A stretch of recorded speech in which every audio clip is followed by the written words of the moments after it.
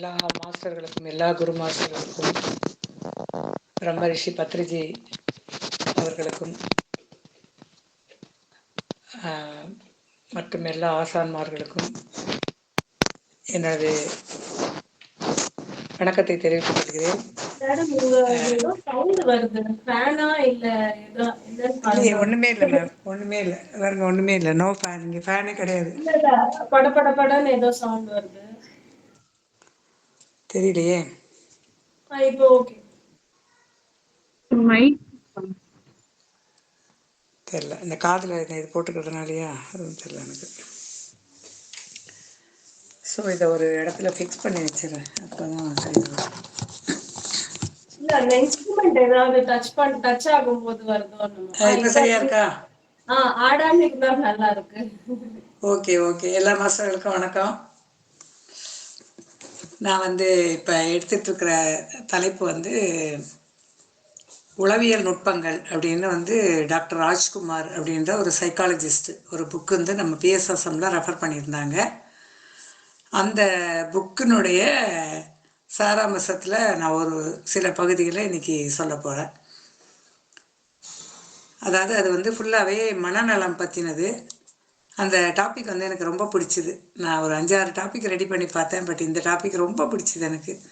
So அதனால் இதை பற்றி உங்களுக்கெல்லாம் தெரிஞ்சது தான், தெரியாது எதுவுமே சொல்லலை. தெரிஞ்சால் கூட இந்த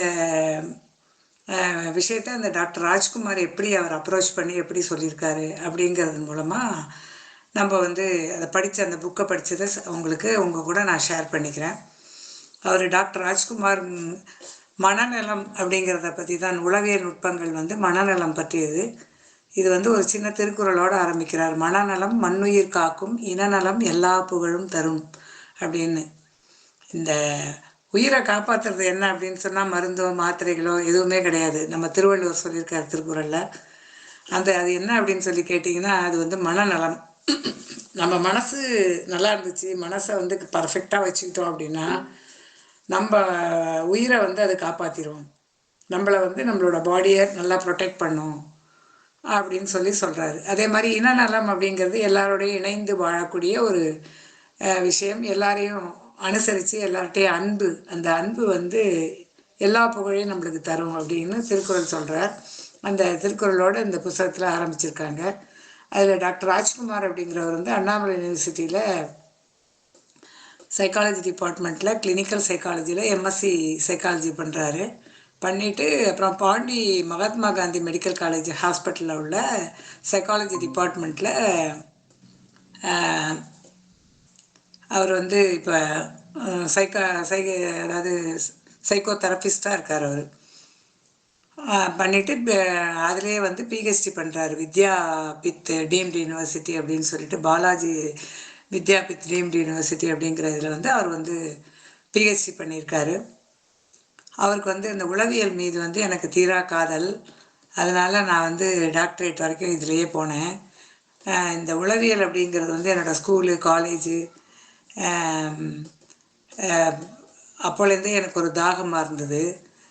இந்த உளவியல் அப்படிங்கிறது எல்லாருக்கும், பிறந்த குழந்தையிலேருந்து சாக போகிற 80 வயசு 90 வயசு தாத்தா வரைக்கும் இந்த உளவியல் எல்லாருக்கிட்டேயுமே இப்போ தற்போதைய நடைமுறைக்கு ரொம்ப அது தேவையானதாக இருக்குது.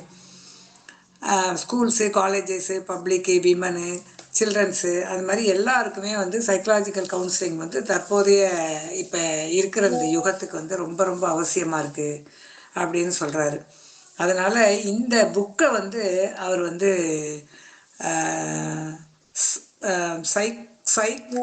டெக் தமிழ் அப்படின்னு ஒரு யூடியூப்பில் இதை ஒரு 10-12 இருக்குன்னு நினைக்கிறேன், எவ்வளோன்னு தெரியல, அது போட்டிருக்காரு. அதை தான் அப்படியே சுருக்கி ஒரு புக்காக கொடுத்துருக்காரு.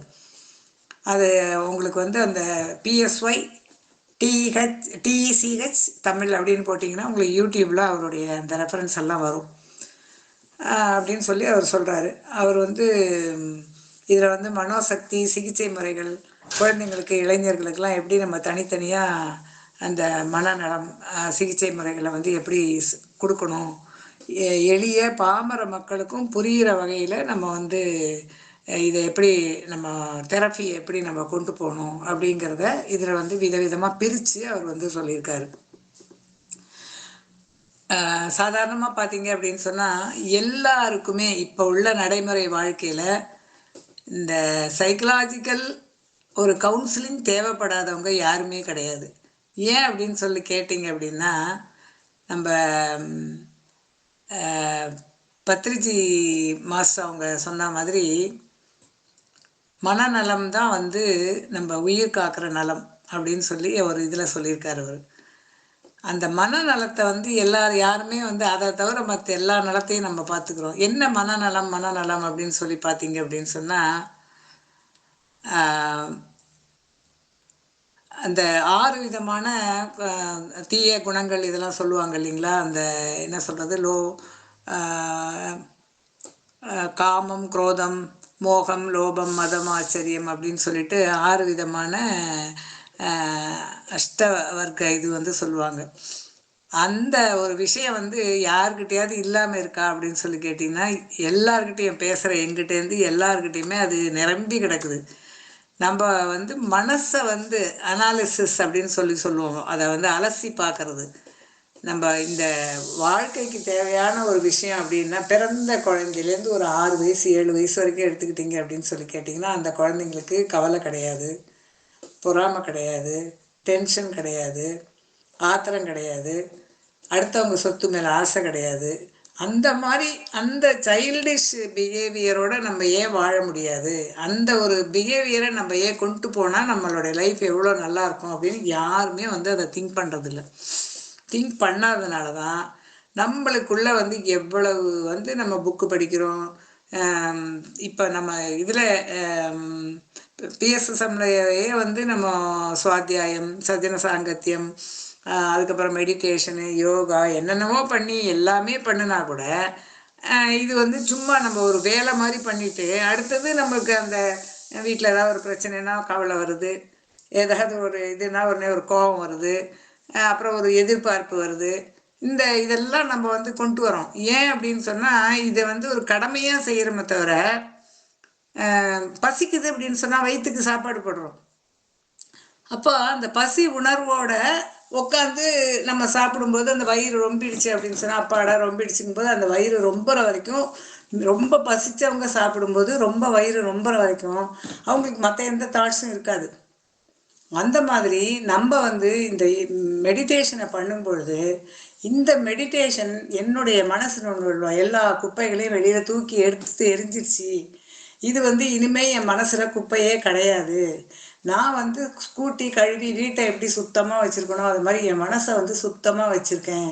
இந்த மனசுக்குள்ளே கோபம் வராது, இந்த மனசுக்குள்ளே ஏன்னா நான் ப்ராக்டிஸ் பண்ணுறேன் அதெல்லாம். இப்போ நான் வந்து கிட்டத்தட்ட 1 வருஷம் 1.5 வருஷமாக இதெல்லாம் நான் இப்போ வந்து ப்ராக்டிஸ் பண்ணுறேன். என்னை எதுவுமே பாதிக்காது. டென்ஷனோ, கோபமோ, ஆத்திரமோ, எதிர்பார்ப்புகளோ, இது இப்படி நடக்கலை, அது அப்படி நடக்கலை, வீட்டில் அது வந்து நம்மக்கிட்ட சொல்லலை, நம்மக்கிட்ட கேட்கல, எதுவுமே கிடையாது. நான் வந்து இந்த உலகத்துக்கே நான் ஒரு விருந்தாளியாக வந்திருக்கேன். அப்படி இருக்கும்போது எல்லா இடத்துலையும் நான் ஒரு விருந்தாளி தான். என் வீடு, என் வாசல், அந்த தாட்ஸு, அந்த அது மாதிரி நினைக்க ஆரம்பிக்கும் பொழுது நம்ம மனசு லேசாகிடும். மனசு லேசாக லேசாக நம்ம வந்து எந்த ஒரு தாக்கமும் நம்மக்கிட்ட வராது. அந்த தாக்கம் வராமல் மைண்ட்ஃபுல்னஸ் அப்படின்னு சொல்லுவோம் இல்லையா, அதுதான் வருது இதில். அவர் ஃபஸ்ட்டு எடுத்தோடனே அதுக்கு தான் இம்பார்ட்டன்ஸ் கொடுத்துருக்காரு. அதனால் அந்த ஒரு தாட்ஸு, அந்த ஒரு இதோடு நம்ம வந்து இந்த மெடிடேஷனை நம்ம அணுகணும் அப்படின்னா, இந்த மெடிடேஷனை விட வந்து அருமையான ஒரு இப்போ பார்த்திங்கன்னா ஒரு 1 வீக் முன்னாடி ஸ்ரீ ரவிசங்கர் வந்து காஷ்மீருக்கு போயிருக்காரு. யாராவது பார்த்தீங்களா என்னன்னு தெரியல எனக்கு. அவ்வளோ முஸ்லீம்ஸு லேடிஸு புர்கா போட்டவங்க எல்லாரும் அவரை வந்து அவ்வளோ இதுவாக வழிபடுறாங்க. கிட்டத்தட்ட 1000கணக்கான பேர் அந்த அந்த ஒரு அவருடைய அந்த கேதரிங்கில் இருக்கிறாங்க. அப்போது அந்த மெடிடேஷன் எந்த அளவு ரீச் ஆகிருக்கு போய் பாருங்கள். அப்போ அந்த மனசு வந்து எவ்வளவு லாகிங் ஃபார் மெடிடேஷன், அவ்வளவு குப்பைகள், அவ்வளோ நமக்கு ஏதாவது ஒரு விதத்தில் இது எல்லாத்தையும் தூக்கி போட்டுற மாட்டோமா அப்படின்னு நம்ம வந்து ஃபைட்டிங் வாழ்க்கையில் கடைசி வரைக்கும். யாருமே வந்து இது ஒரு பயணம், டெல்லிக்கு டிக்கெட் வாங்கினா டெல்லிக்கு போயிட்டு திருப்பி வரோம், இந்த மாதிரி இங்கே சுவிட்சர்லாந்தில் இருக்கேன் நான், இங்கே டிக்கெட் வாங்கினா இங்கே பெங்களூருக்கு டிக்கெட் வாங்கினா ஹைதராபாத் டிக்கெட் வாங்கிட்டு திருப்பி திருப்பி நம்ம இடத்துக்கு வரா மாதிரி நம்ம இந்த பிறவியை முடிச்சுட்டு அடுத்த பிறவி போகிறோம், அடுத்த பிறவி போகிறோம். ஸோ இந்த பிறவியில் we have to enjoy and we give enjoy to others. எல்லாருக்கும் சந்தோஷத்தை கொடுக்கணும், நம்மளும் சந்தோஷமாக இருக்கணுன்ற அந்த தாட்டே இல்லாமல் நம்ம வாழறதுனால தான் நம்மளுக்கு கவலைகள், கஷ்டங்கள், பிரச்சனைகள் இதெல்லாம் வருது அப்படின்னு சொல்லி அவர் சொல்கிறாரு.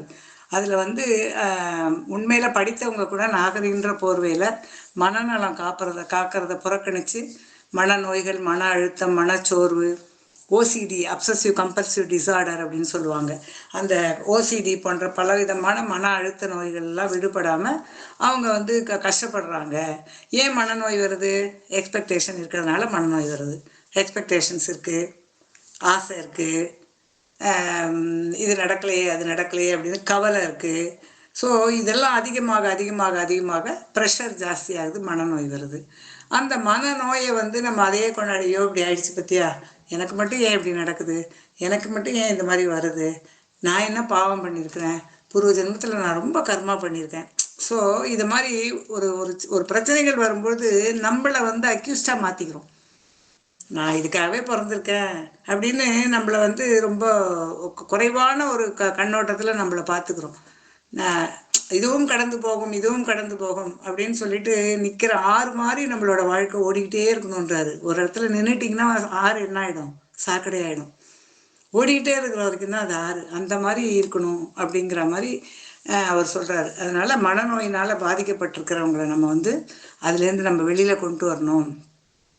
அதனால் மனநோயில் வந்து அவங்க அதே மாதிரி மனநோயில் இருக்கிறவங்கள நம்ம என்ன பண்ணுறோம், சரியான ஒரு இதில் பார்க்குறதில்ல. அவன் வந்து நடிக்கிறான், அவன் வந்து ஏமாத்துறான், அவன் வந்து இது மாதிரிலாம் எதிர்பார்த்து இது மாதிரிலாம் நம்ம இது பண்ணுவோன்றதுனால அவன் வந்து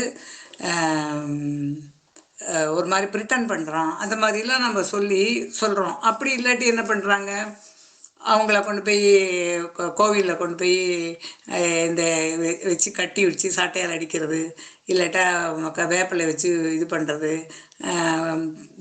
பம்பை உடுக்கையெல்லாம் வச்சு பயங்கர சத்தம் போட்டு அவங்கள சுற்றி சுற்றி வந்து. ஸோ நமக்கு தெரியும் அந்த மாதிரிலாம் ட்ரெடிஷ்னலாக நிறைய வந்து இது மாதிரி மனநோய் பாதிக்கப்பட்டவங்களுக்கு நிறைய மாதிரி சிகிச்சை முறைகள், அந்த மாதிரி சிகிச்சையெல்லாம் கொடுத்துருக்காங்களே தவிர அவங்களுக்கு மனசுக்கு இதமான ஒரு சூழ்நிலையோ ஒரு இதையோ வந்து உருவாக்கவே இல்லை. என்ன ஆச்சு உனக்கு? அவங்கள உட்கார வச்சு அவங்களுக்கு தேவை என்னன்னா லவ். அந்த லவ்வை வந்து நம்ம வந்து கொடுக்கவே இல்லை. கொடுக்காத பலவிதமான ஒரு அப்ரோச்சஸில் நம்ம வந்து அவங்கள வந்து தப்பாக பண்ணிக்கிட்டு இருந்தோம். அந்த மாதிரி தப்பு பண்ணிட்டு இருந்தோம். ரெண்டாவது அந்த மாதிரி மனநோயில் இருக்கிறவங்கள ரொம்ப ஏளனமாக பார்க்குறது, ரொம்ப கேவலமாக பார்க்குறது, சந்தேக இதோட சும்மா ஃப்ராடு, பொய் சொல்கிறான், நடிக்கிறான், இந்த மாதிரி பண்ணினா இது மாதிரிலாம் ப்ரிட்டன் பண்ணால் விட்டுருவாங்கன்னு நினைக்கிறான், அப்படிலாம் நம்ம நினைக்கிறது. அந்த மாதிரிலாம் வந்து நம்ம சொல்லிகிட்டு இருந்தோம் அப்படின்னு சொல்லி சொல்கிறாரு. அதே மாதிரி அவர் தங்களை சார்ந்த உறவினர்கள், உடன்பிறந்தவர்கள், நண்பர்கள் யாராக இருந்தாலும் மனநல பிரச்சனைகளுக்கு ஏற்றபடி அதை வெளியில் சொல்ல பயந்துக்கிட்டு வெட்கம், ஏதாவது தப்பாக நினைப்பாங்களோ, இல்லாட்டா நம்மளை வந்து இவன் சைக்கிக் அப்படின்னு சொல்லி ஒரு சீல் குத்திடுவாங்களோ, நம்மளுக்கு சரியான ஒரு அங்கீகாரம் கிடைக்காது அப்படின்னு பல சமயத்தில் வந்து அவங்க மனசால் ரொம்ப தன்னைத்தானே டிட்டாச்மெண்ட் அப்படியே ஒரு மாதிரி தனிமைப்படுத்திக்கிட்டு நிறைய மனநோய்களில் நிறைய விதங்கள் இருக்குது. சைக்கலாஜிக்கலாக நீங்கள் பார்த்தீங்க அப்படின்னு சொன்னால் ஸ்ட்ரெஸ்ஸில் ஆரம்பித்து டிப்ரெஷன்லேருந்து, சிசோஃபானியாலேருந்து, அந்த ஓசிடி, அதுலேருந்து நிறைய விதமான மனநோய்கள் இருக்குது. இந்த எல்லா மனநோய்களையும் நம்ம வந்து மாற்றலாம். அதுக்கு மாத்திரையோ மருந்தோ எதுவுமே தேவையில்லை அப்படிங்கிற ஒரு இதை தான் அவர் இந்த கான்செப்டை அவர் கொண்டு வர்றாரு. அவங்கள நம்ம அப்ரோச் பண்ணும்போது இந்த மாதிரி சூடு வைக்கிறது, பூசாரிக்கிட்ட கொண்டு போகிறது, மாந்திரிகம், மந்திரம் அப்படின்னு சொல்லிட்டு அந்த பூஜைகள் வைக்கிறது, அதெல்லாம் வந்து நம்ம செய்யக்கூடாது. அதுக்கு சரியான அது மாதிரி டாக்டர்ஸ் கிட்ட போகிறதுக்கு வெக்கப்படவே கூடாது. மனநல மருத்துவர்கள்ட்ட கண்டிப்பாக போகணும். கண்டிப்பாக போகும்பொழுது தான் நம்மளுக்கு வந்து அது வந்து சரியாக போகும். அவங்களோட வந்து அதே மாதிரி ஸ்ட்ரெஸ்ஸு, இந்த மாதிரி பிரச்சனைகள்லேருந்து விடுபடுறதுக்கு அவங்க என்ன பண்ணுறாங்க, தண்ணி அடிக்கிறது, சிகரெட் அடிக்கிறது, இல்லாட்டி பலவிதமான போதைப் பொருட்களை வந்து அவங்க யூஸ் பண்ணுறது, அந்த மாதிரி இதெல்லாம் வந்து அவங்க பண்ணுறாங்க. அதை மாதிரி பண்ணும்பொழுது அந்த போதையிலேருந்தோ அதுலேருந்து வெளிப்பட முடியாமல் அது இன்னும் வந்து அவங்க வந்து ரொம்ப சிக்கலில் ரொம்ப பிரச்சனையில் மாட்டிக்கிறாங்க.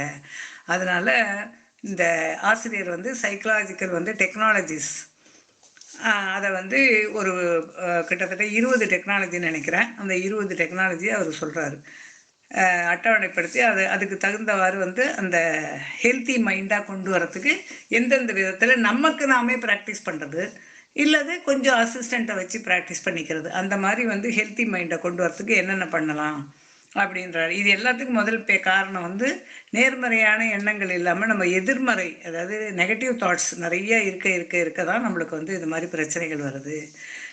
அதனால ஸ்ட்ரெஸ்ஃபுல் தாட்ஸ் வந்து நம்மளுக்கு மனச்சோர்வை உண்டாக்கிடும். ஸோ ஸ்ட்ரெஸ்ஃபுல் தாட்ஸு வந்து இருக்கவே கூடாது. அதே மாதிரி வந்து டிப்ரெசிவ் தாட்ஸ், அதாவது மனசை பதட்டமான ஒரு இது, அதே மாதிரி என்ன சொல்கிறது, எந்த ஒரு இதுலேயும் நம்மளை அக்யூஸ் பண்ணிக்கிற ஒரு மனநிலைமை, அதெல்லாம் வந்து நீங்கள் கொண்டு வரவே கூடாது. அதே மாதிரி உறவுகளுக்கு இடையான பிரச்சனைகளை நம்மளுக்கு நாமே சரிப்படுத்திக்கணும். அந்த மாதிரி சரிப்படுத்திக்கும் பொழுதும் அதுக்குண்டான உத்திகளை வந்து இந்த நூலில் வந்து அவர் வந்து குறிப்பிடுறாரு. இந்த நூலில் வந்து அதே மாதிரி தெரபிஸ்ட்டுகள், மனநல மருத்துவர்கள், மன சிகிச்சையாளர்கள், இவங்களை வந்து நம்ம எப்போவுமே வெக்கப்படாமல் கொஞ்சம் கூட இது இல்லாத அணுகணும் அப்படின்னு வந்து அவர் சொல்கிறாரு. முக்கியமாக தன்னம்பிக்கை வந்து நமக்கு நிறையா இருக்கணும். தன்னம்பிக்கை இருக்கும்பொழுது மட்டும்தான் நம்மளுக்கு வந்து அழுத்தமோ மன பிரச்சனையோ இருக்காது அப்படிங்கிறத சொல்லிட்டு அவர் 20 விதமான டெக்னிக்கலை சொல்கிறாரு. என்ன 20 விதமான டெக்னிக்கல் அப்படின்னா, முதல் வந்து நம்ம பத்ரிஜி டெக்னிக் தான். என்னென்னா மைண்ட்ஃபுல்னஸ் வந்து ஃபஸ்ட்டு டெக்னிக்கு.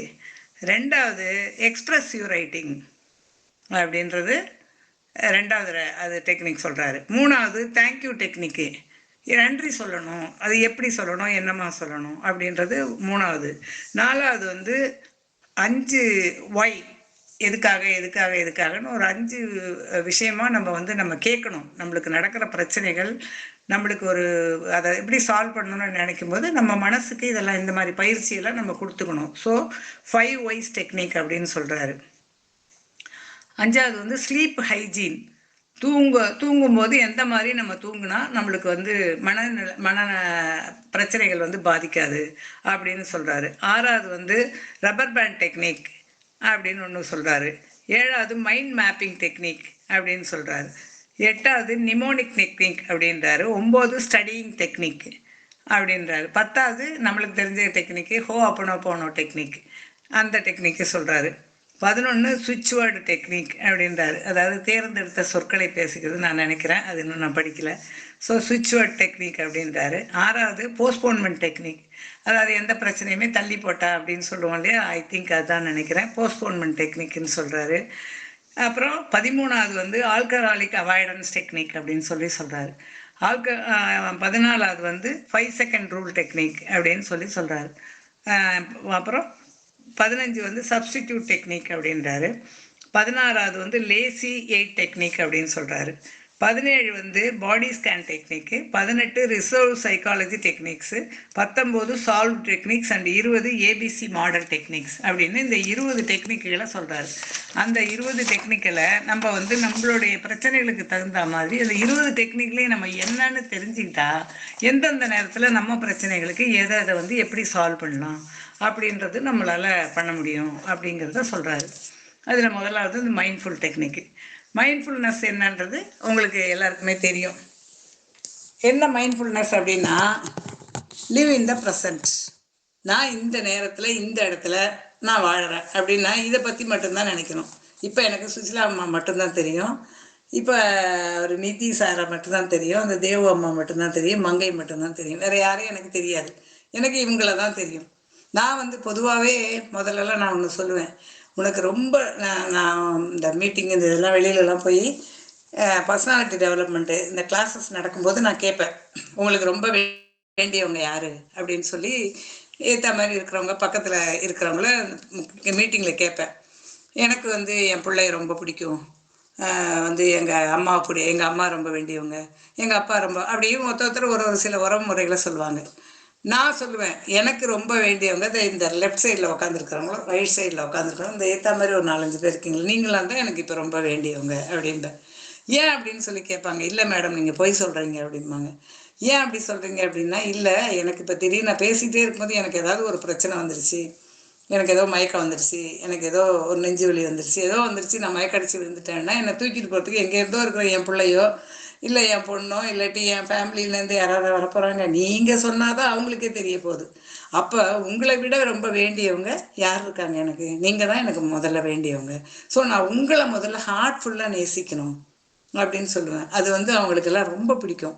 ஸோ இதுதான் மைண்ட்ஃபுல்னஸ். நம்ம நம்ம முதல்ல அந்த சூழ்நிலை, அந்த இடம், அந்த நேரம், அது எல்லாத்தையும் நம்ம நேசிக்க கற்றுக்கணும். அந்த லிவ் இன் த ப்ரெசன்ட், இந்த சுச்சுவேஷன், இந்த இடம், நம்மளை சுற்றி இருக்கிற இந்த ஒரு ஒரு செடிக்கிட்ட நின்னோம் அப்படின்னா அந்த செடியை கட்டி பிடிச்சிக்கணும். ஒரு மரத்துக்கிட்ட நின்னா மரத்தை கட்டி பிடிச்சிக்கணும். அதுதான் நம்மளுக்கு ரொம்ப வேண்டியது. அதே மாதிரி ஒரு நாய், ஒரு பறவை ஏதாவது ஒன்று பார்க்கும்போது அது எனக்கு ரொம்ப வேண்டியதுன்னு நினச்சி ஒரு அன்போட ஆசையோட இதே நிறையா ஒரு அன்பை நிரப்பிக்கிட்டு இப்படி கண்ணை பார்க்கும்போது அது ஓடுற இது கூட நின்று நம்மக்கிட்ட இப்படி எட்டி இப்படி மூஞ்சை பார்த்துட்டு, ஏன்னா அதுக்கு தெரியும் நம்மளோட மொழி, ஆத்மாவுடைய மொழி. ஒரு ஆத்மா, நம்ம எல்லாருமே ஒன்று தானே, all in one one in all, அவ்வளோதான். அந்த தத்துவம் வந்து யாருக்குமே புரியல. இந்த உலகத்துக்கு எதுக்கு வந்தோம்? 400 உலகத்துக்கு யாத்திரையாக தான் வந்திருக்கிறோம். யாத்திரை முடிஞ்ச பிறகு நித்திரை கொண்டு அடுத்த சமாச்சாரத்துக்கு திருப்பி விழிக்கிறதுக்கு வேற ஒரு இடத்துக்கு போகிறோம். இதுதான் நம்மளோட வாழ்க்கை.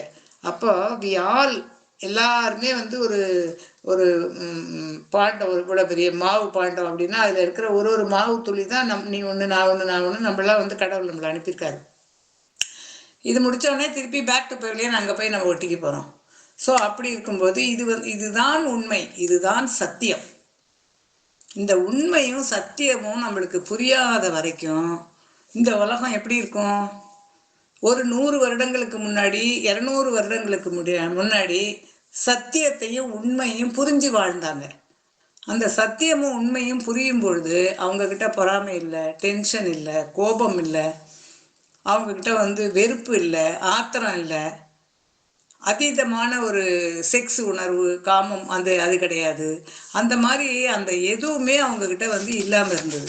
இப்போ க்ரைம்ஸ் அதிகமானதுக்கு காரணமே என்ன அப்படின்னு சொல்லி கேட்டிங்கன்னா, நம்மக்கிட்ட அதெல்லாம் எதுவுமே இல்லை, எதுவுமே இல்லை நம்மக்கிட்ட.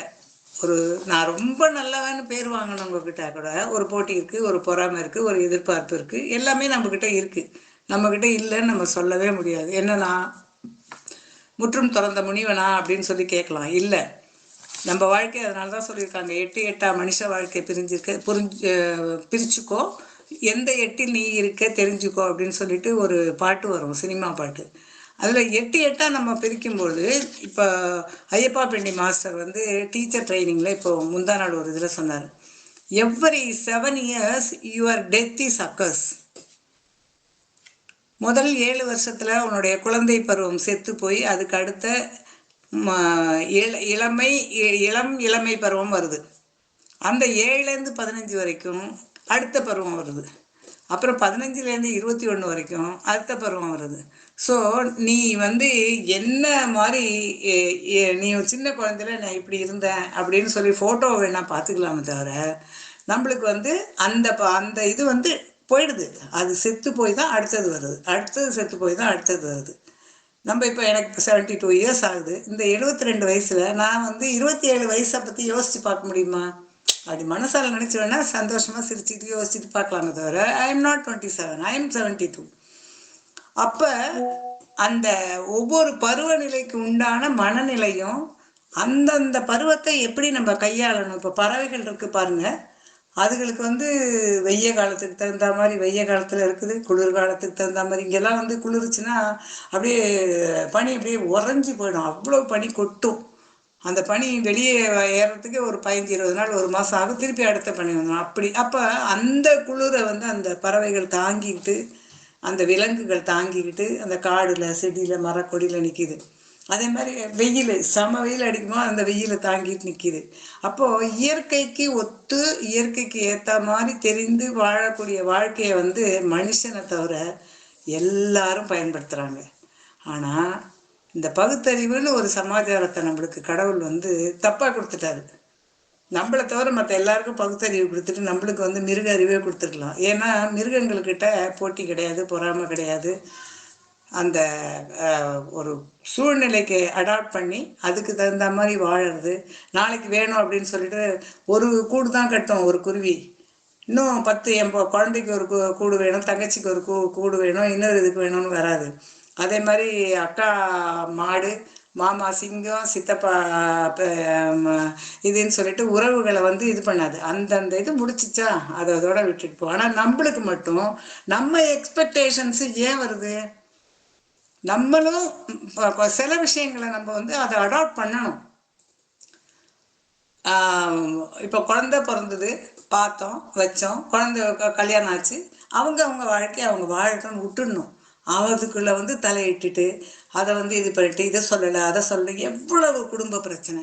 அதே மாதிரி திருமணம்னு ஒன்று அதாவது சொல்லியிருக்கிறாங்க இல்லையா, நீ வந்து இந்த உலகத்துக்கு வரும்பொழுது உன்னுடைய அம்மா யாரு, அப்பா யாரு, அண்ணன் யாரு, தம்பி யாரு, உன்னுடைய சூழ்நிலைகள் என்னென்ன, நீ எந்தெந்த காலகட்டத்தில் என்னென்ன பண்ணணும் அப்படிங்கிற எல்லா ஸ்லாபையும் நீயே தீர்மானிச்சுட்டு தான் இங்கே வர.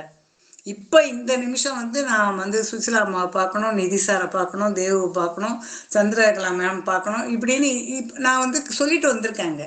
ஸோ அதை தான் நான் இப்போ பண்ணிட்டு இருக்கேன். ஸோ இந்த மாதிரி இது எல்லாமே முன்குறிக்கப்பட்டவை. அது முன்குறிக்கப்பட்டவை மட்டும் கிடையாது, இந்த டிசைன் எல்லாமே நானே பண்ணிக்கிட்டது அப்படின்னு அந்த அந்த ஒரு சிந்தனை, தெளிவான ஒரு சிந்தனை நம்மளுக்கு வரும்பொழுது நமக்கு நம்ம கணவன் மேலே கோபம் வராது. இல்லைன்னா பொண்டாட்டியாக இருந்ததுன்னா புருஷன் மேலே கோபம் வராது. புருஷன் இதை செய்கிறான் அதை செய்கிறான் அப்படி இல்லை இப்படி இல்லை அந்த எதிர்பார்ப்புகள் வரவே வராது. அது மாதிரி புருஷனுக்கு பொண்டாட்டிக்கிட்ட எதுவுமே அந்த இந்த மாதிரி இது சரியில்லை, ஐயோ இப்படி ஒரு பொண்டாட்டியா, இப்படி ஒரு குடும்பமா, எனக்கு மட்டும் ஏன் இப்படி உலகத்தில் இந்த புருஷன் அப்படி இருக்கானே, அந்த பொண்டாட்டி அப்படி இருக்காளே, எனக்கு மட்டும் ஏன் இப்படி வாய்க்குது அது.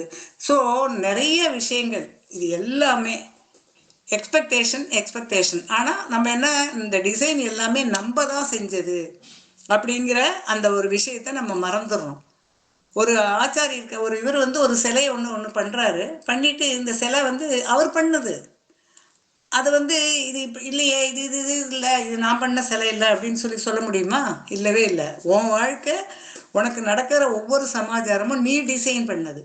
அப்போ இப்போ நீ 10ஆம் கிளாஸ் படிச்சுட்டு நம்ம செத்து போயிடுறோம், திருப்பி அடுத்த ஜென்மம் திருப்பி வரோம் இங்கே, திருப்பி 11ஆம் கிளாஸ் படிக்கிறதுக்கு நம்ம இங்கே வரோமே தவிர திருப்பி 5ஆம் கிளாஸ் 4ஆம் கிளாஸுக்கு நம்ம போகக்கூடாது. ஸோ இதை விட அதிகமான ஒரு முன்னேற்றம், அதிகமான மனசை வந்து அந்த என்ன சொல்ற அந்த ஒரு இதுக்குள்ளே நம்ம கொண்டு போகணும்.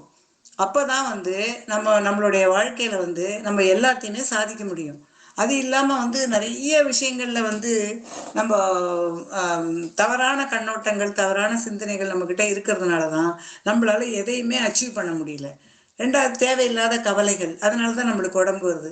இப்போ நம்மளுடைய பிஎஸ்எஸ்எம்ல வந்து எத்தனை பேர் இந்த பிஎஸ்எஸ்எம்க்கு வராங்க? இந்த நான் வந்து எத்தனையோ மெடிடேஷன் எவ்வளவோ விஷயங்களை நான் பார்த்துருக்கேன். ஆனால் இந்த பிஎஸ்எஸ்எம் மாதிரி book reading and swadhyaya and meditation, இந்த மூணும் சேர்ந்து இருக்கிற மாதிரி இது வந்து எங்கேயுமே இல்லை. நிறைய மெடிடேஷன், நல்ல நல்ல மெடிடேஷன்லாம் இருக்குது, பண்ணியிருக்கிறோம். ஆனால் இது எல்லாமே எதுக்கு அப்படின்னு சொன்னால், நம்ம வந்து முதல்ல வந்து புக் ரீடிங் இது படிக்கிறோம், முதல்ல தியானம் பண்ணுறோம். தியானத்தில் நம்ம மனசு 10 வருஷம் பண்ணேன், 12 வருஷம் பண்ணேன், 20 வருஷம் பண்ணேன், 4 வருஷம் பண்ணேன், 3 வருஷம் பண்ணேங்கிறோம். நீங்கள் 4 நாள் பண்ணினா கூட உங்கள் மைண்டு வந்து அதுக்குள்ளே ஒட்டுதா? ஏன் ஒட்டலை? அங்கே மைண்ட்ஃபுல்னஸ் இல்லை. அந்த மைண்ட்ஃபுல்னஸ் உங்ககிட்ட இருந்தது. இப்போ இப்போ இப்போ இப்போ ராமசாமி, இந்த ஒரு வார்த்தையை கண்டிப்பாக எல்லாரும் ஞாபகம் வச்சுக்கோங்க. இப்போ என்ன நடக்குதோ இந்த ஒரு விஷயத்தில் நீங்கள் முழு இன்வால்மெண்ட்டோடு இருக்கணும். அந்த ஒரு இன்வால்மெண்ட்டை நம்மக்கிட்ட வந்துச்சு அப்படின்னு சொன்னால், கண்ணை மூடிட்டு அந்த ஏதோ ஒரு படத்தில் வந்து சுலக்ஷனா வந்து பாட்டு சொல்லி தருவார், டெல்லி கணேஷ். ஒரு 2 ஸ்வரம் ஆரம்பிக்கிறதுக்குள்ளே இருக்கக்கூடிய துணி காயப்பட்டேனான்னு தெரில அப்படின்பா. அடுத்தது ஒரு 2 ஸ்வரம் ஆரம்பிக்கிறதுக்குள்ளே பால் காயப்பட்டேன், வாசனை வருது, தீஞ்சு போச்சு போல இருக்கு, அடுப்பு அணைக்கல அப்படின்பா. உனக்கு சுத்த சூன்யம், உனக்கு பாட்டே வராது, எந்திரிச்சு போ அப்படின்னுடுவான். ஸோ அந்த பாட்டை ஒரு சமாச்சாரம், எந்த ஒரு வேலையை செய்ய போகிறோமோ அந்த ஒரு வேலையை தவிர மற்ற எல்லாத்துலேயும் நம்ம கான்சன்ட்ரேட் பண்ணால் இந்த வேலையும் சரியாக செய்ய முடியாது, அந்த வேலையும் நம்ம ஃபுல்ஃபில் பண்ண முடியாது. இது எல்லாம் ஏறி எங்கே உட்காந்துக்கும்? குப்பை தொட்டியாக உள்ளே இறங்கிக்கும். அந்த குப்பை தொட்டியாக உள்ளே இறங்கும் பொழுது நம்ம வந்து நிறையா சமயத்தில் வெடிக்க வேண்டிய ஒரு நிலைமை வரும். நம்ம ஏன் வெடிக்கிறோம் அப்படின்னு சொன்னா எல்லாத்தையும் உள்வாங்கிக்கிறதுனால தான் வெடிக்கிறோம். எதையுமே உள்வாங்காத தூக்கி தூக்கி போட்டுட்டு இது அதாவது 24 hours I am happy, I am happy, I am happy. நான் எல்லா சூழ்நிலையுமே ஹாப்பியாக எதிர்கொள்வேன். நான் ஹாப்பியாக பார்ப்பேன். சாப்பிட்றேன்னா மைண்ட்ஃபுல்னஸ் அழகாக ஜம்முன்னு உட்காந்து சாதம் நல்லா இருக்கு கடவுளே உனக்கு அந்த ஒரே ஒரு அரிசி யோசிச்சு பாருங்க. அந்த ஒரு அரிசி உங்களுடைய தட்டுக்கு வரணும் அப்படின்னா ஒரு 1000 பேருடைய உழைப்புக்கு மேலே உங்களுக்கு அந்த அரிசி ஒரே ஒரு மணி அரிசி உங்களுக்கு வராது. அது பேர் என்ன, உழணும், உழத்துக்கு உழவன்கிட்டேருந்து அவன் உழணும், அதுக்கப்புறம் விதைக்கணும், அதுக்கப்புறம் கடவுளுடைய அருள்னால அது வந்து முளைக்கணும், அதுக்கப்புறம் வந்து மழை நீர் வரணும், அப்புறம் இவன் தண்ணி கொண்டு வந்து கொட்டணும். அதுவும் கடவுளுடைய அருள்னால இயற்கையினுடைய இது வரப்பிரசாதமாக இயற்கை நம்மளுக்கு வந்து இவ்வளோ சமாச்சாரத்தை கொடுத்தா மட்டும்தான் நம்ம வந்து அதை என்ஜாய் பண்ண முடியும். சொர்க்கம் எங்கே இருக்குது, நரகம் எங்கே இருக்குது? மேல் உலகத்தில் சொர்க்கமும் நரகமும் இல்லை. கடவுள் எல்லா சொர்க்கம் நரகம் எல்லாத்தையும் இந்த உலகத்திலேயே படைச்சிட்டு இந்த ஆத்மாவையும் கொடுத்துட்டு அது கூட சேர்ந்து மனசுன்னு ஒன்றை கொடுத்துட்டாரு. இந்த மனசை கொடுக்காம ஆத்மாவை மட்டும் கொடுத்த மற்ற உயிரினங்கள் எல்லாம் கடவுளுடைய ஸ்லாப்லேயே இருந்துட்டு என்ஜாய் பண்ணிட்டு அழகாக போயிடுதுங்க. எந்த உயிரினமா ஆயிரக்கணக்கான உயிரினங்கள் லட்சக்கணக்கான உயிரினங்கள் உலகத்தில் இருக்கு. எப்படி பிறக்குது எப்படி சாகுது அப்படின்னு யாருக்காவது தெரியுமா? ஒரு லட்சக்கணக்கு ஒன்றும் இல்லை. நீங்கள் ஒரு புறாவை எடுத்துட்டீங்கன்னா லட்சக்கணக்கான புறாக்கள் உலகத்தில் இருக்குது. எத்தனை புறா நமக்கு கண்ணுக்கு முன்னாடி ஒரு 1000 புறா 2000 புறா செத்துது, டெய்லி டெய்லி செத்து விழுதுன்னு இருக்கோம். நம்ம கண்ணிலே பார்க்க முடியல அதெல்லாம். அப்போது அந்த இயற்கையினுடைய நியதி வந்து எப்படியெல்லாம் இருக்குது பாருங்கள். அந்த இயற்கையினுடைய நியதியெல்லாம் நினச்சி பார்த்து நம்ம வந்து கடவுள் வந்து நம்மள்கிட்ட எல்லாம் கொடுத்துருக்காரு. நம்ம வந்து சந்தோஷமாக அனுபவிக்கணும். யாரை அப்ரோச் பண்ணாலும் சந்தோஷமாக அப்ரோச் பண்ணணும். ஒரு டம்ளர் தண்ணி வேணும் அப்படின்னு சொன்னால், கண்ணம்மா கொஞ்சம் தண்ணி ஒரு டம்ளர் எடுத்துகிட்டு வரியாடா அப்படின்னா கொண்டு வரலாம். சனியனை போய் தண்ணி எடுத்துகிட்டு வரான்னா யார் எடுத்துகிட்டு வருவாங்க? போய் எடுத்துகிட்டு வா தண்ணி அப்படின்னா. ஸோ அது எப்படி எதை எப்படி அப்ரோச் பண்ணி எதை எந்த மாதிரி கொண்டு போகணும் அப்படிங்கிற ஒரு அதுக்கு தான் சொல்லுவாங்க மேனேஜ்மெண்ட் டெக்னிக்கில் சில விஷயங்கள்லாம் சொல்லுவாங்க. அந்த மாதிரி ஒவ்வொரு விஷயத்தையும் நம்ம வந்து மைண்ட்ஃபுல்னஸ் சாப்பிட்றோமா சாப்பாட்டில் மட்டும்தான் கவனமாக இருக்கணும். துணி துவைக்கிறோமா துணி துவைக்கிறதுல மட்டும்தான் கவனமாக இருக்கணும். குழந்தைங்களுக்கு பாடம் சொல்லித்தரோமா இதில் மட்டும்தான் ஞாபகம் இருக்கணும். பாடம் சொல்லி கொடுத்துட்டே அங்கே இன்னும் கொஞ்சம் நேரம் 1 ஹவரில் பசங்களுக்கு பசி வந்துடுமே, சாப்பாடு வந்துடுமே, நம்ம சமைக்கலையே, இந்த சனியன்களுக்கு சொல்லித்தர வேண்டியிருக்கேன், டக்குன்னு குழந்தைகள் தள்ள ஒரு குட்டு வைக்க வேண்டியது. ஸோ இந்த மாதிரி ஒரு டென்ஷனோட எரிச்சலோட ஒரு அண்ணனாடம் யூ என்ஜாய் திஸ் மூமெண்ட். ஒவ்வொரு நிமிஷத்தையும் என்ஜாய் பண்ணுங்க. அப்போ நீங்கள் பிளான் பண்ணுங்க. பிளான் பண்ணும்போது என்ஜாய்மெண்ட் தானாக வரும். அப்போது ஸ்லாப்பாக இந்த நேரத்துக்கு இது பண்ணணும், இந்த நேரத்துக்கு இது பண்ணணும். அப்போ ஒவ்வொரு செகண்டையும் நம்ம வந்து அனுபவித்து ஹாப்பியாக நம்ம மூவ் பண்ணோம் அப்படின்னு சொன்னாக்க நம்மளுக்கு வந்து எந்த பிரச்சனையும் வராது. அதுதான் மைண்ட்ஃபுல்னஸ். அந்த மைண்ட்ஃபுல்னஸ் பற்றி நம்மளோட பிஎஸ்எஸ்எம்ல நிறைய சொல்லியிருக்காரு. நம்ம பிரதீப் விஜய் சார் வந்து ஏகப்பட்ட வீடியோஸ் வந்து கொடுத்துருக்காரு. இன்னும் நிறைய பேர் வந்து மைண்ட்ஃபுல்னஸ் பற்றி பேசியிருக்காங்க. நம்ம சந்திரகலா மேம் வந்து ஒரு புக்கே கொடுத்துருக்காங்க மைண்ட்ஃபுல்னஸ் பற்றி. ஸோ அது மாதிரி வந்து நிறைய மைண்ட்ஃபுல்னஸ் வந்து think only in the present, live in the present, அதுதான் வந்து அதை வந்து அவர் வந்து செய்ய சொல்கிறாரு. அப்போ ஒவ்வொரு செயலிலும் கவனம், ஆர்வம், ஈடுபாடு அது மாதிரி செய்யும்பொழுது உனக்கு சந்தோஷம், தன்னம்பிக்கை, லைஃப்பில் பிடிப்பு இதெல்லாம் வந்து ஆட்டோமேட்டிக்காக வரும். இந்த ஃபைன் ஃபால்ட் அண்ட் அக்யூசிங் இருக்குது பார்த்தீங்களா, அதுதான் வந்து ரொம்ப மோசமான ஒரு கேரக்டர். நான் வந்து நல்லா தான் இருக்கேன், நீ சரியில்லை. இப்போ சைக்காலஜியில் வந்து 4 விண்டோ சொல்லுவாங்க. ஒரு விண்டோ வந்து I am okay, you are not okay. I am okay, you are okay, அது வந்து ஃபர்ஸ்ட் விண்டோ. 2வது window I am okay, you are not okay, 2வது விண்டோ. 3வது window I am not okay, you are okay, 3வது window. 4வது window எடுத்துட்டிங்கன்னா I am okay, I am not okay and you are also not okay. So இந்த 4 கேட்டகரிக்குள்ளே தான் மனுஷனுடைய சமுதாயத்தில் உள்ள எல்லாருமே இதுக்குள்ளே வருவாங்களாம். இந்த ஃபஸ்ட்டு கேட்டகரி எடுத்திங்கன்னா I am okay, you are not okay அப்படின்னு சொன்னால் என்ன அர்த்தம்? நான் நல்லா இருக்கேன், நீ சரியில்லை. அப்போ அடுத்தவங்கள குறைக்க சொல்கிறது, ஃபைன் ஃபால்ட் பண்ணுறது, ஒன்றை நீயே சுப்பீரியராக நீங்கள் திங்க் பண்ணிக்கிறது. நான் செய்கிறது எல்லாமே பர்ஃபெக்டாக தான் இருக்கும், நீங்கள் தான் இது கரெக்ட் இல்லை அது கரெக்ட் இல்லைன்னு மற்றவங்கள வந்து அதுமாதிரி பழியை தூக்கி போடுறது. நான்லாம் கரெக்டாக இருந்தேன், நீ தான் சரியாக செய்யலை, அதனால தான் இந்த இது இப்படி ஆயிடுச்சு அப்படி ஆயிடுச்சுன்னு சொல்கிறது. இதெல்லாம் வந்து I am okay, you are not okay அப்படிங்கிற ஒரு கேட்டகரியில் வரும். ரெண்டாவது கேட்டகரி எப்படி வரும்? இது வந்து ஃபர்ஸ்ட்ல வந்து தன்னைத்தானே சுப்பீரியராக நினைக்கிற ஒரு கேட்டகரி. செகண்ட் கேட்டகரி என்ன வரும்? I am not okay but you are okay. இது வந்து செல்ஃப் பிட்டி. நான் சரியில்லைப்பா, எனக்கு எல்லாமே இப்படி தப்பா நடக்கும், நான் வாங்கிட்டு வந்த வரேன் இப்படி, எனக்கு வந்து எதுவுமே ஒழுங்காக நடக்காதுப்பா, அவளுக்கு பாரு அது மாதிரி நடக்குது, அந்த வீட்டில் பாரு அவங்க நல்லா இருக்குது, என் ஃப்ரெண்டு பாரு இப்படி இருக்கிறாங்க, இவங்கெல்லாம் நல்லா இருக்காங்களே, நான் ஏன் இப்படி இருக்கிறேன், நான் சரியில்லை நான் சரியில்லை அப்படின்னு நினைக்கும் போது உங்களுக்கு ஒரு செல்ஃப் பிட்டி, ஒரு தன்னம்பிக்கை இழப்பு, வாழ்க்கையில் பிடிப்பு இதெல்லாம் போகிறது. எதிராளியை வந்து இரிட்டேட்டிங், நீ நீ அவங்க நல்லா இருக்காங்க நான் நல்லா இல்லை அந்த மாதிரி நினைக்கும் போது அந்த மாதிரி ஒரு கேரக்டரில் இருக்கிறவங்களுக்கு இந்த மாதிரி ஒரு பிரச்சனைகள்லாம் வரும். ஸோ இந்த இது வந்து ரெண்டாவது கேட்டகரி. மூணாவது கேட்டகரி வந்து I am not okay you are okay அப்படின்னு மூணாவது கேட்டகரி வந்து I am okay and you are not okay. மூணாவது கேட்டகரி அதில் வந்து அதுலேயும் வந்து சிக்கல் தான் வரும். ஃபோர்த்து கேட்டகரி வந்து ரொம்ப மோசமான category. I am not okay you are not okay. நீ சரி கிடையாது நானும் சரி கிடையாது. ஸோ இது 4 4 விண்டோஸ் இன் சைக்கலாஜிக்கல் இதுன்னு சொல்லுவாங்க. 4 ஜன்னல்கள். ஆ ஓகே ஓகே, ஒரு 5 மினிட்ஸ். ஸோ இது மாதிரி இந்த சைக்கலாஜிக்கலாக வந்து நம்மளுடைய மைண்டில் வந்து ஒன்னொன்னையா நம்ம பாகுபடுத்தி நம்ம பிரித்து பார்க்கும்பொழுது தான் நம்மள்ட்ட மைண்ட்ஃபுல்னஸ் வரமாட்டேங்குது. அதனால் இன்னிலேருந்து இந்த நிமிஷத்துலேருந்து நம்ம லிவ் இன் த மூமெண்ட். அதாவது மெடிடேஷனுக்கே நான் சொல்கிறேன், இந்த அரை மணி நேரம் மெடிடேஷன் பண்ணுறோம் அப்படின்னா மூச்சு எங்கே போகுது, மூச்சு எங்கே வருது, மூச்சோடைய கவனம் எங்கே வருது எங்கே போகுது, இதை பற்றி மட்டுமே திங்க் பண்ண உங்களுடைய அந்த மூச்சு அப்படிங்கிற ஒரு சமாச்சாரம், அந்த குரு அவர் என்ன பண்ணுவார், உங்களுடைய கடைசி அந்த நெகக்கணுன்னு சொல்லுவாங்கள்ல, அந்த கடைசி நெகக்கணுலேருந்து உச்சந்தலை வரைக்கும் அவர் நிறவி எல்லா இடத்துலையும் பரவுவார். எல்லா இடத்துலையும் பரவி அவரோட வேலையை அவர் அழகாக பார்ப்பார். யாரு? அந்த மூச்சுன்ற குரு. அந்த மூச்சுன்ற குரு வந்து அவரோட வேலையை அவர் நம்மளோட உடம்புல அழகாக பார்க்கறதுக்கு நம்ம என்ன பண்ணணும்?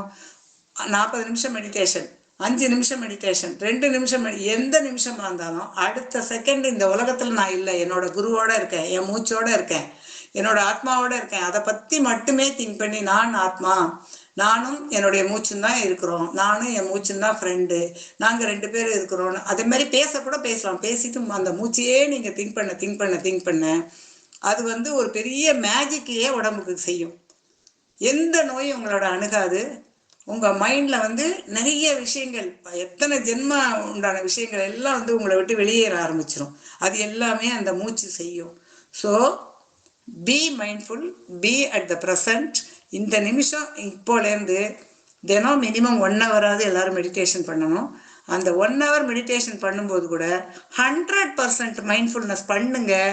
உங்களுக்கு தேடை ஓப்பன் ஆகும், ஆஸ்ட்ரல் டிராவல்ஸ் வரும். எனக்கு ஆஸ்ட்ரல் டிராவல்ஸ் வரல, எனக்கு தேடை எந்த ஐயும் ஓப்பன் ஆக வேணாம், உங்களுக்கு எந்த ஆஸ்ட்ரல் டிராவல்ஸும் வர வேணாம். உங்க தனியான ஒரு சமாச்சாரம் உங்களுக்கு போகும், உங்களுக்கு வந்து வேற இடத்தோட கனெக்ட் ஆகும். அதனால அந்த கனெக்ஷன் உங்களுக்கு வேணும்னு நீங்க நினைச்சீங்க. உங்களுடைய லைஃப்ல வந்து நம்ம எதுக்காக வந்திருக்கிறோம், அந்த வந்ததோட பர்பஸ் என்ன, நான் எதுக்காக வந்தேன்னு கேளுங்க. ரமணர் மாதிரி நான் யார், நான் எதுக்காக இந்த உலகத்துக்கு வந்தேன், ஏன் என்ன இது பண்ணேன் அப்படின்னு சொல்லி அது மாதிரிலாம் கேளுங்க. கேட்டுட்டு நீங்கள் 100% உங்களோட மெடிடேஷனில் மைண்ட்ஃபுல்னஸ்ஸாக நீங்கள் உட்காந்து அதையே நீங்கள் பண்ண ஆரம்பிச்சிருங்க. உங்களுடைய லைஃப் வந்து அப்படியே ட்ரமாஸ்டிக்காக சேஞ்ச் அப்படி வரும். இன்னிலேருந்து பார்ப்போம். ஒரு 40 மினிட்ஸ் 40 டேஸ் டைம் வச்சுக்கோங்க. இந்த 40 டேஸ்க்கு பிறகு நம்ம திருப்பியும் வந்து யாருக்கு என்னென்ன சேஞ்ச் இருக்குன்றதை நம்ம டிஸ்கஸ் பண்ணலாம். சரிங்களா? Thank you so much for giving this opportunity. பொறுமையாக என்னோட அறுவையை கேட்டவங்க எல்லாருக்கும் நன்றி. ரெண்டாவது அடுத்தது வந்து ரைட்டிங், அதை பற்றி நம்ம இன்னொரு இதில் பார்ப்போம். எக்ஸ்பிரஸ்